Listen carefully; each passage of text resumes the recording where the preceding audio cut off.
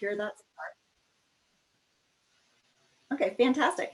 So these monthly sessions bring together systems and collaborative leaders and frontline service providers to create a more trauma-informed system and to engage trauma-responsive approaches as we work together with each other and with the Guilford County community members. So we'll move to the next slide. If everyone's taken all of their deep breaths, and we can keep taking those throughout the meeting today. It is so good to have everyone together on this call. As a reminder, you can introduce yourself in the chat, your name, your organization, and a fun thing that you've done this summer that you want to share with folks. We're really excited about today's session and hope that you are as well.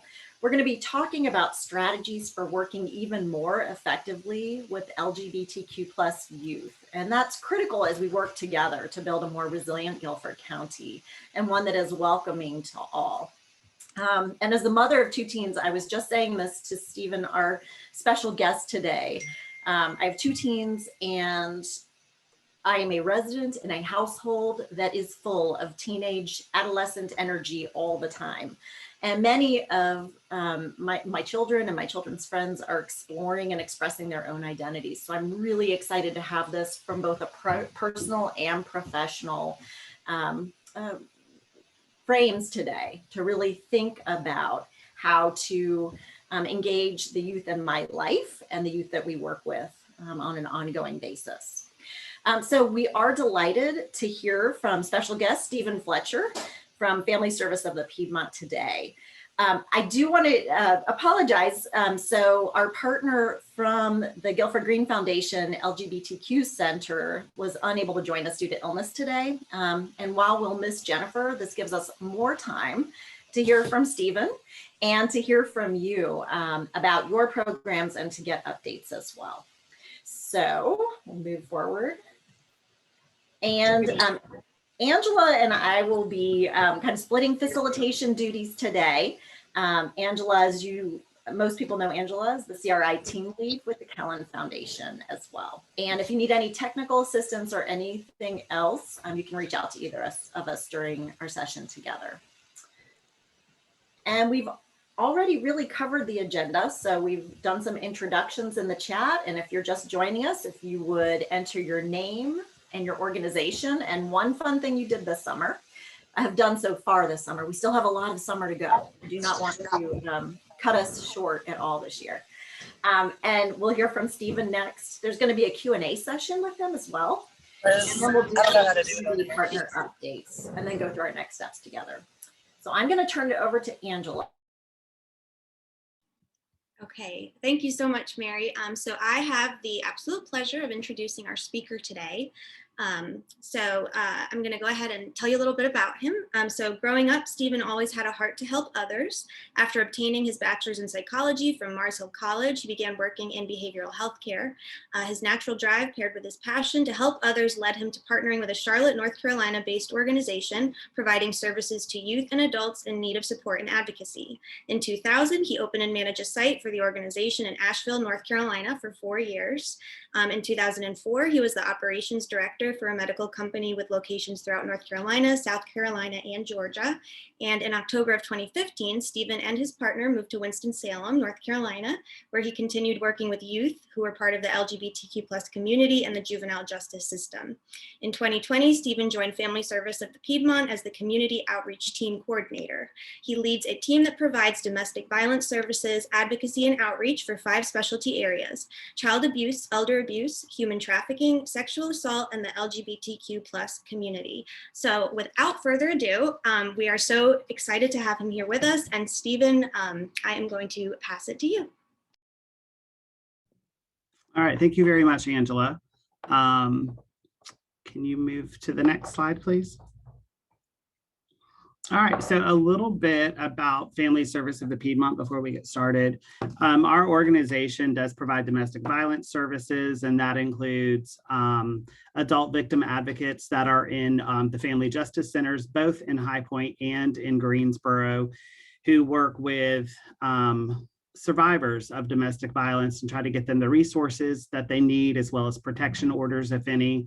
We do have 2 shelters. We have one in Greensboro and one in High Point. And we do provide a domestic violence program for the actual abuser. It's more of an intervention for them. Our outreach team provides services, as Angela said, with child abuse, elder abuse, human trafficking, sexual assault, and the LGBTQ community. We provide mental health and substance abuse services through our counseling programs, and our financial stability program provides support with bankruptcy, any kind of financial counseling that's needed. And that's a little bit, we serve a little over 19,000 individuals a year. And that is a little bit about Family Service of the Piedmont. Next slide, please. Our outreach team focuses on those 5 specialists, as I said, and we all do something different. We're all doing, providing education to the community, and we have some other things that we do that I'll cover on the next slide, but those are the specialty areas that each of us cover. Next slide, please. So what do? We provide advocacy, we do the protection orders, we have support groups, we provide training and technical assistance to internal and external organizations. We can go in and assist with policies and procedures. I've gone into some places and helped them with their forms to make sure they're gender neutral and welcoming of the LGBTQ community. We facilitate community education, workshops and outreach, and we try to provide meaningful engagement for persons who have been victims of domestic violence. We also do, we have a sexual assault support group. We do consultation. We provide office hours, which is really unique.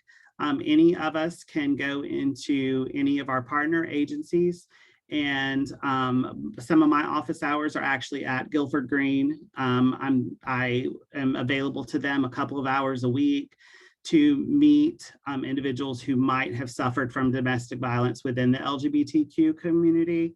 And then I also provide office hours within the Family Justice Centers in Greensboro as well as High Point. And we're available to do that with all of our specialty areas if anyone's interested in that. We also do trainings and workshops. We have a very strong partnership here, and I'm in High Point today. We have a strong partnership with the High Point Library, where we're doing some staff development to assist them in understanding how to be more inclusive of the LGBT community, how to recognize what some of those signs are of domestic violence as well. Next slide, please. Within my role, that's a little bit more specific to youth as well as adults. Some of the things I do is if it's a trans female, I might assist finding a chest binder. I might help them find someone who does vocal coaching, forms review. I have done some presentations, and people have brought me forms to make sure that their forms that they're using for intake and for screening and assessment are LGBTQ friendly, and that they are inclusive. Our agency, Family Service of the Piedmont, we spent 2 years going over our forms and policies and procedures to make sure they are gender inclusive. I assist that with both internally and externally. I'm a member of the LGBTQ community, and so I think that there's individuals that I've worked with that have specifically asked to work with someone who's part of the community because of some of the different dynamics that are that need to be taken into consideration. I can provide a safe space for individuals. So if an individual may not want to come to the Family Justice Centers because of whatever reason. So that's the reason why we do those office hours, where I can meet them at a library. I can meet them at Guilford Green. I can meet them. I've been to the Women's Resource Center. I can meet them there. I can meet them wherever they want to be met, wherever they would like me to meet.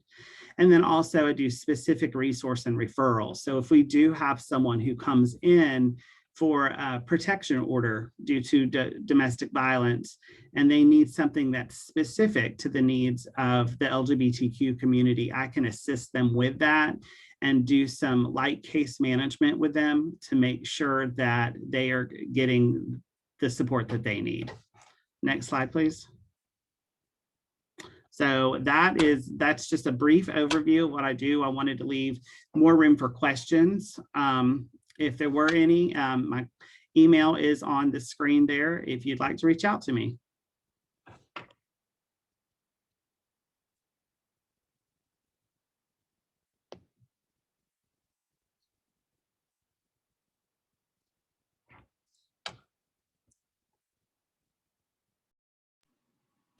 Thank you so much, Stephen. Are there any questions from the team? And Angela, I'm hoping that you can monitor chat. Yes. Great, thanks. Any questions coming up, folks?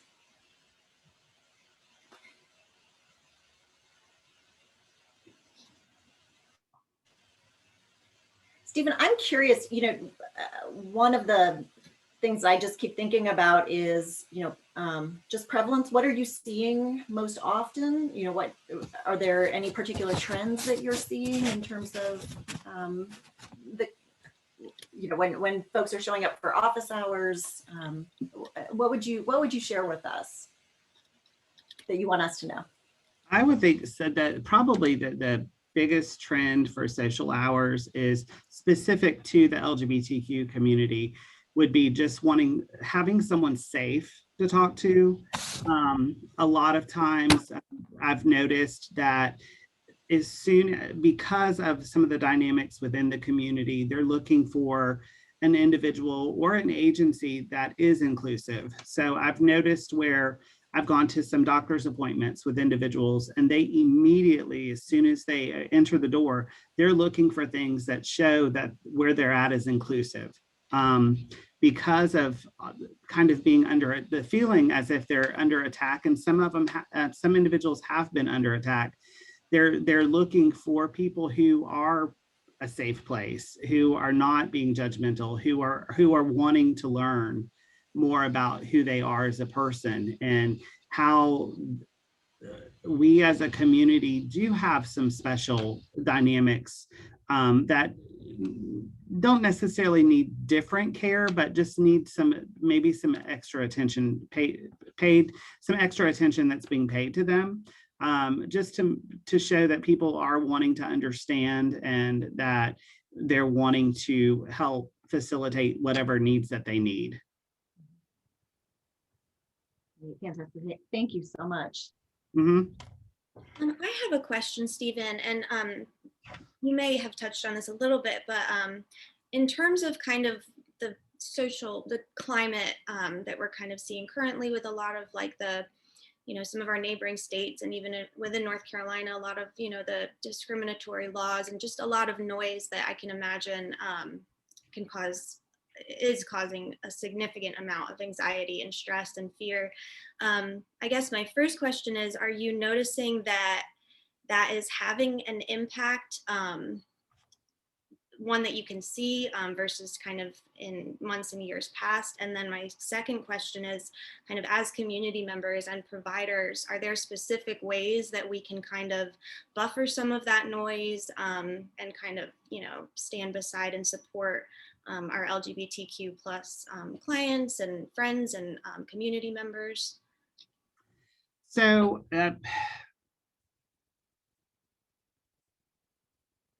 some strategies I guess that I could offer to help with like some providers is that a lot of the individuals who are coming in for any kind of service at all, they have already experienced some sort of discrimination or insensitivity.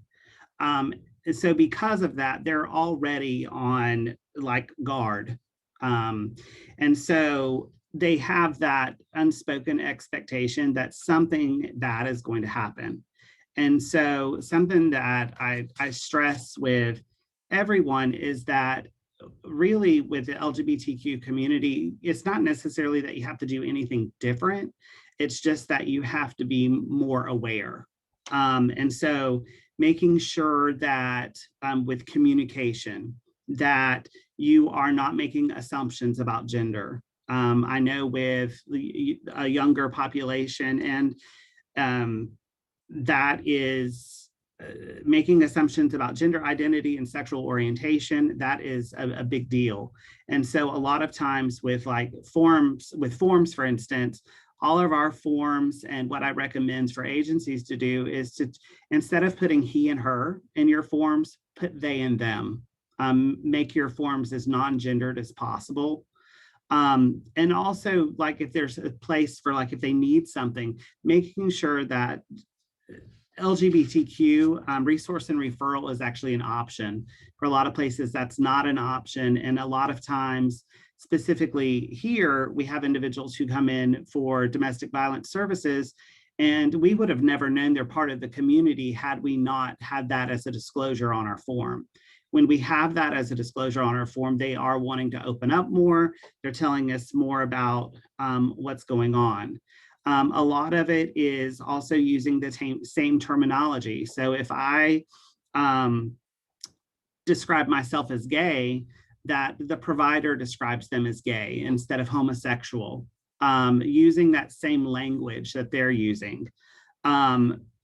Making sure that you're not assuming that with parents, for instance, specifically with youth, some parents, when I grew up, I grew up in an area where someone said parents, it was mom and dad.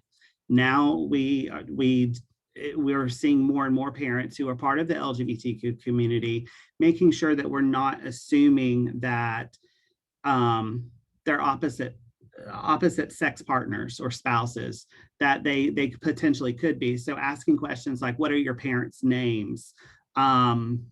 If they're in a relationship, instead of saying, what is your girlfriend's name? What is your wife's name? Just say, are you in a relationship? And then also some obvious things is appearance, the way that individuals present themselves. That's important as well, not to assume that because someone's dressed a certain way, that they are a certain way. Being a little bit more thinking outside of the box of that. Making sure that we're using pronouns and preferred names. My pronouns are he and him, and a lot of the pronouns that we do here are he, him, she, her. And with that, there are some individuals that I work with, their pronouns are they, them. And then there's people that I work with, their pronouns are she and they. So making sure that we're not assuming that. I can send a guide to the Kellen Foundation to maybe send out to everyone that talks about pronouns and how to use them. And I think a lot of times people do get tripped up with the pronouns because they're just overthinking it. When I know when I first came out to my parents and started talking about pronouns, my mom said, well, they and them's plural. And that's honestly, when I was in school, yes, it was plural. But I think now just being open to that, if you have individuals who come in whose name and gender does not match your records, maybe asking a simple question of, could your record be under a different name? And then you can always cross-reference address and birthday to make sure it's necessary. And then I think lastly is just making sure that you're not asking unnecessary questions. I think a lot of people, when we don't know something, obviously we're curious, we're wanting to learn more, but thinking about what do you know, what do you need to know, and how can you ask the information you need to know in a sensitive way. I think that that's very important. And then just overall, just maintaining a very non-judgmental attitude about things and being open. That way, that does create a sense of LGBTQ people being a lot more comfortable when they're receiving services from you. Thank you so much. We do have a couple questions in the chat, and I'm feeling you may have kind of answered them in part, but I'll go ahead and read them anyway. So Ebony, hi Ebony, would like to know what kinds of things might a person look for that would ensure that their environment is inclusive? And you did kind of touch on that a bit, but if there are anything, other things that we can kind of look out for. I think with what obviously some of the stuff I said, and then also this could be uncomfortable for some people, but creating an environment of accountability when you are trying to make your place of employment inclusive, making sure that if someone slips up, that you politely correct them. And I would add that, but I think it's more of just trying to be sensitive. We all make mistakes. I still make mistakes. I work with someone who, like I said, whose pronouns are they and them. And because they present female, I often say she and her, and I correct myself and move on from it. And so I would recommend when you do make a mistake, just apologize and move on, and don't necessarily harp on it, because that can become awkward for you and for that person.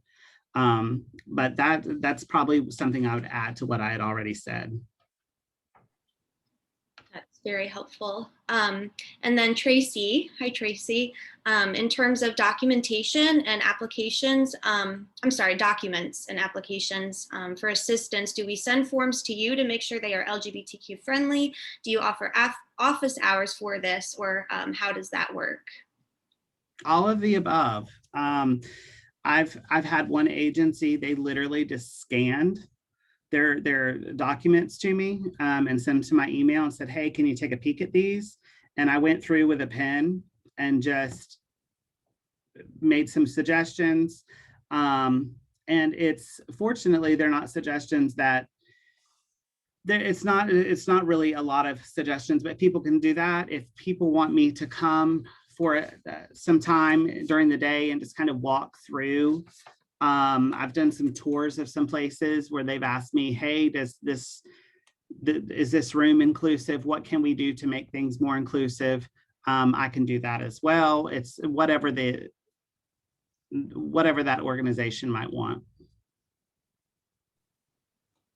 Fabulous. And then Brenda asked, when filling out forms, LGBTQ people are often forced to choose between limited options that don't always include their identities. How would you ask about sex, gender, sexual orientation on a form, survey, or project?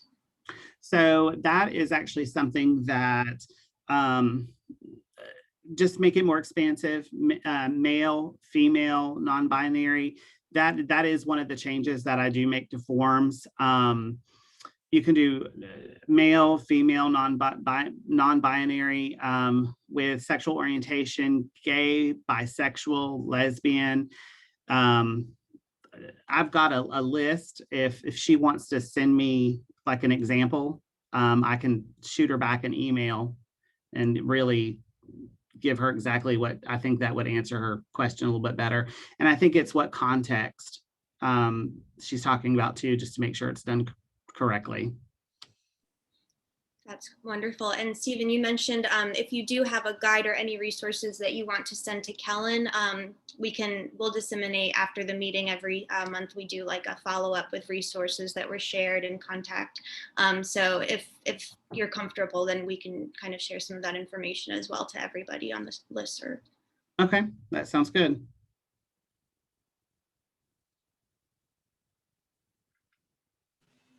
One thing that I just wanted to note, and Stephen, I noticed that you did this just beautifully, is with your name, you put your pronouns into the name. And so encourage folks, if you want to try that, this is a safe space to do that now. If you would like to do that, I was trying to do that when I noticed Stephen and couldn't do that and run slides at the same time. But yep. It's a really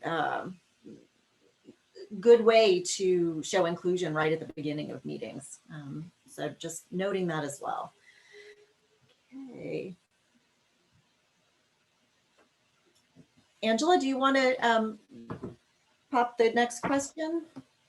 Yes, so one of the things that we wanted to kind of put back on one another and our partners that are here is to kind of understand what you as providers and clinicians, community members are seeing within the LGBTQ plus populations that your agency serves, and what are the most important things that you think that we should all know about, trends, common themes, or really anything that you think that you would like to share, so that we can kind of be aware or support one another in tangible ways, or just, increased awareness.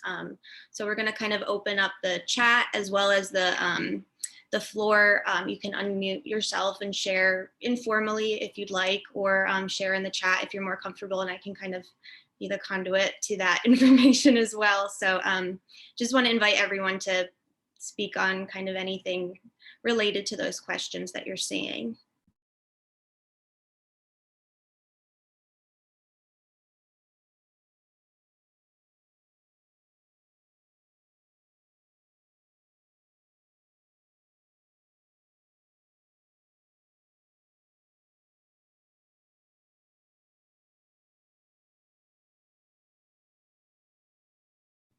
I can kick it off.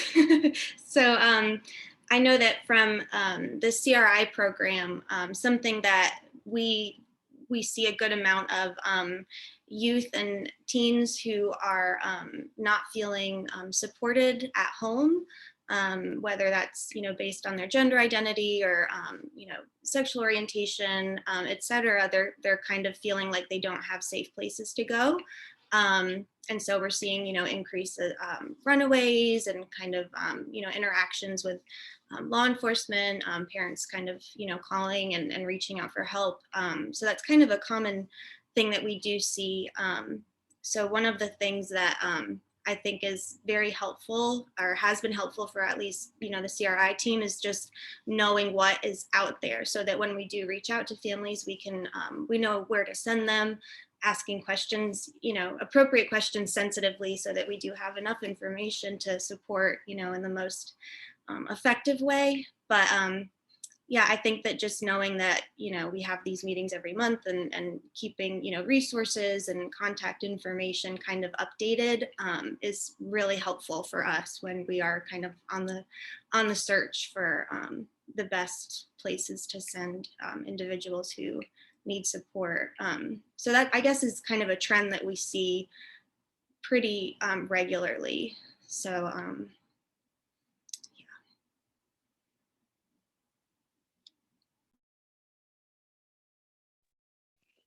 Hey, this is Esther over at Act Together Crisis Care, the youth shelter in Greensboro. I can touch on a trend that we're seeing in our program.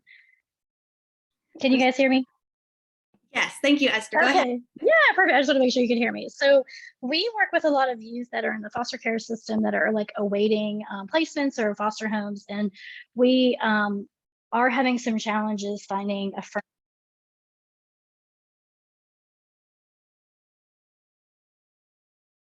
I think you cut out, Esther. Is that just me? I think we lost you, Esther.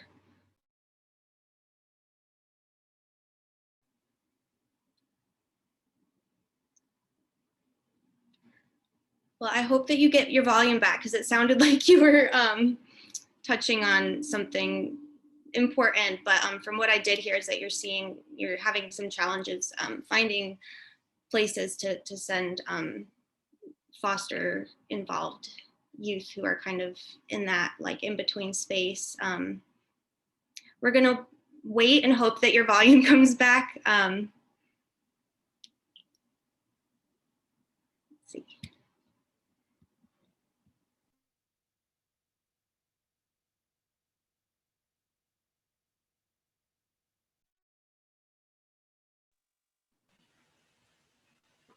If there aren't any other questions, do you want to touch upon a few of the resources, Yes, Angela, that have been pulled together? Okay. I will. I'm going to go ahead and throw them in the chat box just so they're accessible, but we wanted to just kind of leave everybody with some resources before we disperse. So the first one is the PFLAG has active local chapters for family members and young adults. We put the website up there. And then Youth Safe provides social networking groups for LGBTQIA+ and allied youth in Guilford County. That is on Bessemer Avenue in Greensboro. And the website is on there as well. The Trevor Project, it's a national organization with a lot of resources and really wonderful advocacy, et cetera. We included that as well. And then Guilford Green Foundation and LGBTQ Center, of course, their website, their main website is there. And then we also included, they have a pretty comprehensive resource guide that they've put together. So we went ahead and sent that as well. And Esther, I see in the chat you're back. It looks like we lost you. If you want to continue your question, I want to invite you to do so. Feel free to type it in the chat if that's easier for you. I know tech is ever changing and ever problematic, so we will be patient. But those are some resources. If anyone in the group has other resources that they know of that they want to share or think that should be included, please feel free to put them in the chat as well. Hey, this is Esther. Can you hear me? Yep. Yes, you we can hear you. Okay, I'm not sure what happened. I didn't hit mute or anything, so I apologize. So just really quick, just what I was kind of saying is that we're seeing a trend of having challenges finding foster families that are like safe and affirming for LGBTQ youth, and also even like group home settings and things when kids need a higher level of mental health care. Some of our kids are feeling like scared to be in those environments, especially males who identify as gay or trans. They feel very unsafe going into male specific group homes. So our agency is really trying to recruit more foster parents specifically that are safe and affirming, but that has been a pretty significant challenge for us, as we are a temporary shelter for kids that are in transition, waiting to go to a foster home or a group home or something like that. So if anybody has any thoughts on that on the call, I would love to hear that, but that is a trend that we're seeing. Thank you so much, Esther.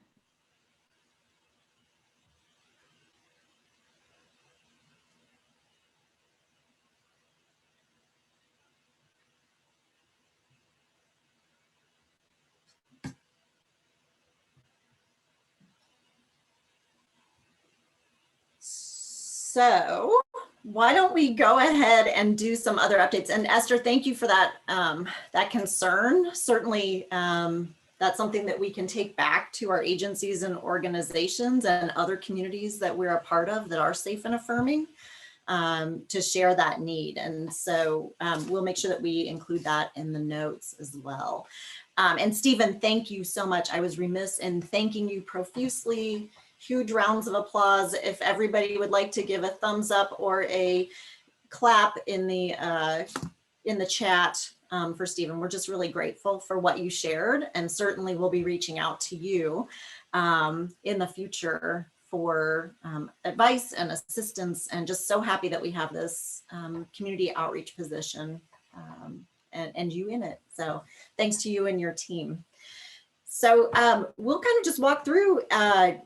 If you'd like to share, if anybody would like to open up the line and share what's happening within their agency, any waitlist or program updates or upcoming events that you'd like to share, or community trends that this group should be aware of, or service gaps that need to be filled.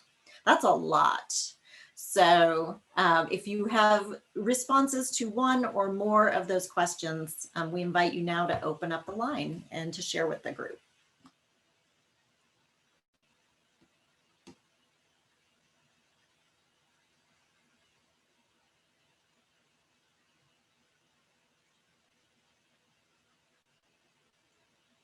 And I am delighted to go ahead and kick us off. So I'll do that from the Kellen Foundation's perspective.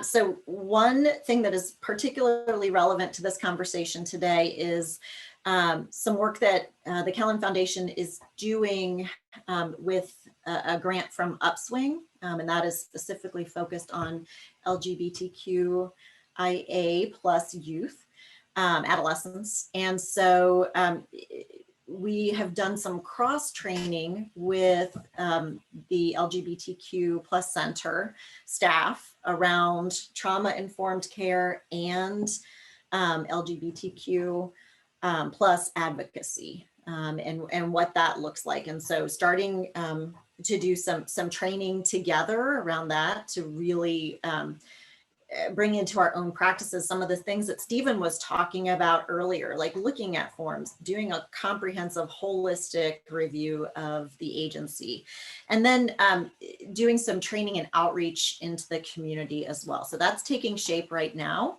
And that will continue to evolve over the next year and a half, 2 years or so. And so, Stephen, you will certainly be hearing from us about how we can partner and with other agencies and organizations who are on this call as well.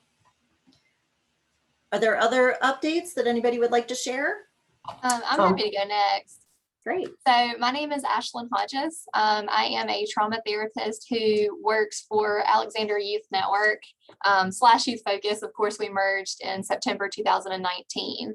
I do have a PowerPoint with tons of details, and I'm happy to answer any additional questions that anybody may have near the end of this. But and the PowerPoint I can send out as well and to the leader, and y'all can send it to everybody else. But one of the things that I've heard most that people want to hear about is our facility-based crisis program that we have opening up here in Guilford County. So I'm just going to give you some information about that. And if you guys have any questions, I'll do my best to answer that. Or I have, of course, a contact, the lady who is working for our agency, who is actually head over the entire program. I can communicate and connect with her and get that information and details to share with you all.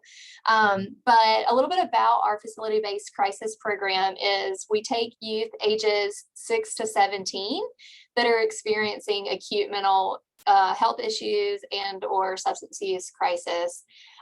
We do take referrals 24/7, so feel free to send anybody at any point in time. We will have 16 beds for male, female, and gender non-conforming clients. This is separate from the emergency department. So if this is a mental health crisis, that's what it's for, is to not have our emergency rooms flooded with that, but for them to have a place where they can come that specifically targets their immediate needs right then. The average length and stay is going to be from about 7 to 14 days. And within that amount of time, we're going to treat the youth and then figure out where we can send them from there. Hopefully we'll get them stabilized and they'll be good to go. Youth can come there for a variety of reasons. So if they're experiencing like suicidal ideation or self-injurious behaviors, homicidal ideations, or actively in like a substance use crisis, they can come. If a youth is intoxicated, they can come there and receive, detox and some help that way.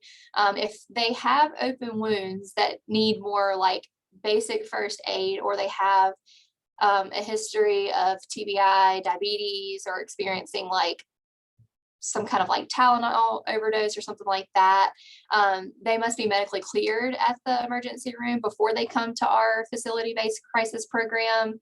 Because of course we are not a hospital, we are a mental health hospital. So we do want them to have their physical needs stabilized and met before they do come to us. But if it is strictly mental health related, we want them to come straight to us and skip the emergency room.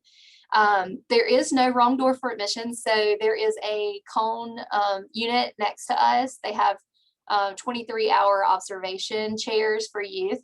So the doctors there on shift 24/7 can observe them before they get admitted to us. So you can bring them there, which is right next door to our facility, or you can bring them straight to our facility and they may send them next door for observation if they feel that that's needed.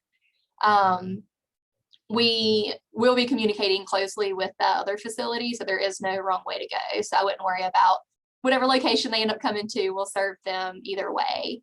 And then we're currently only contracted with Sand Hills Medicaid, but we're working to add the other MCOs and standard plans. So that's just a little bit of information as far as like billing and things like insurance like that goes. I do have the contact information for the program director. Her name is Ashley Sparks. So I'll include that in here, and then I'll also, it's on the slides that I'll be sending to everybody else. That is an overview. I don't want to like overwhelm anybody with information, but I definitely wanted to share some because that is something new and exciting that we're adding to Guilford County. So if anybody has any questions, please feel free to ask me. And like I said, if it's something that I can't answer, I can get in touch with Ashley and she can answer for us. Thank you so much, Ashlyn. You're welcome.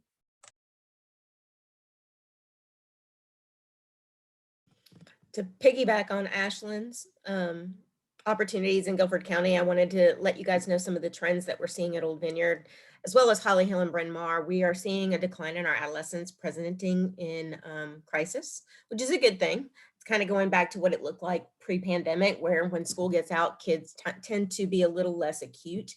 So all three of the hospitals actually have quite a bit of availability for adolescents and children, as well as adults, because it's summer and it's pretty outside and nobody has needs. So we're seeing a little bit of a decline. I know that in the past, it's been difficult getting kids and adults into crisis. So we're 24/7, 365. People can walk in and ask for the free assessment 24 hours a day. And then we can kind of triage what's going on and get them placed where they need to be. And just like Ashlyn said, you know, what we're trying to do is keep people out of the emergency rooms that have psychiatric concerns, because it's just not the most conducive environment for somebody with a psychiatric concern. Emergency departments tend to be very, very anxiety filled. So let's try and keep them away and get them presenting in front of the right people at the right time in a quick and efficient manner so that they can get the help they need. So if anybody has any questions, my info is in the chat box. And it's so good to hear you guys and see you guys. Even if it's not in person, it's on screen. Likewise, thank you, Carrie. Juwan, I saw that you had started to mention something earlier. I didn't want to miss you if you do want to share any updates with us. Not to put you on the spot, but we're here. And if anyone else has anything else they want to share.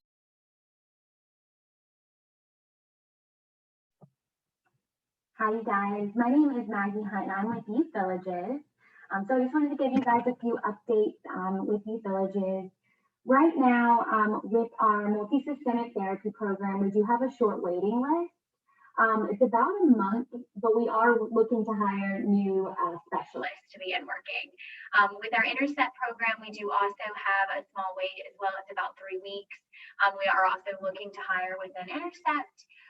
With our LifeSet program, which works with older young adults, so they can be as young as 16, as old as 25. We really work with them on independent living skills, life skills, being able to apply for college, applying for jobs, you know, relationships and boundaries. So we do have immediate openings within our LifeSet program. I would say one theme that we have noticed is hiring right now has been a little bit difficult. I know in some of the meetings I have been in, other providers have noted that as well. So we are currently looking for candidates for our multi-systemic therapy counselor position, as well as for our Intercept counselor position. But that I think is our biggest need area right now, because we have been still having a steady referrals coming in. So we're just looking to hire so that we can service more kids. Thank you so much, Maggie. And we will keep our eyes and ears open and send anyone your way. Thank you.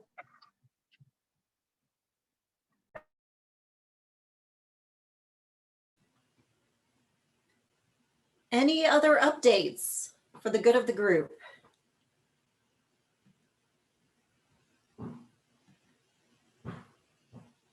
Okay, we'll go ahead and just looking ahead.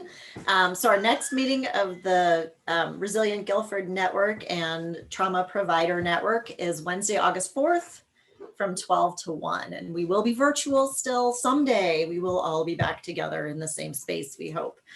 But just want you to have that on your calendar and look for an invitation shortly about that. A reminder, and we talked about this at a prior meeting about PACE's Connection. And this is a fantastic resource. It is a national resource about adverse childhood experiences and prevention.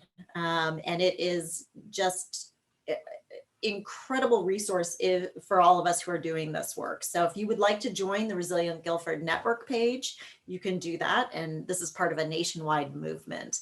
There will also be, I'll just plug this right now, scheduled right now, National Trauma Conference that will be coming up. It looks like November, and we'll share more information about that as soon as we have it. And then finally, we would love your feedback, as always. I think Angela put a link to PACE's connection also into the chat box.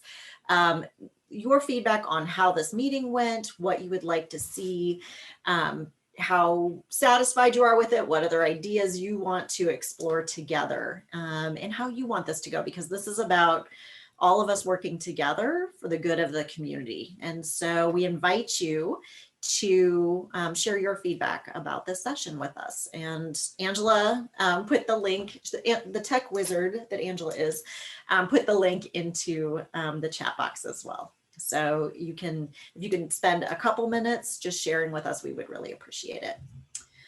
And are there any other questions? We are 10 minutes ahead of schedule, and we always love the gift of time, right? And so if there are any other questions, we'll leave the line open for a little bit, but otherwise we wish you a very happy rest of the day, a happy July. Stephen, thank you again for all that you shared with us today. We will share the other links that you sent out to the group. And Angela and I will remain on the line if there are any other questions. And until we see each other again, be safe and be well, and take good care, everybody. Thank you, everyone. We'll see you soon. Thank you.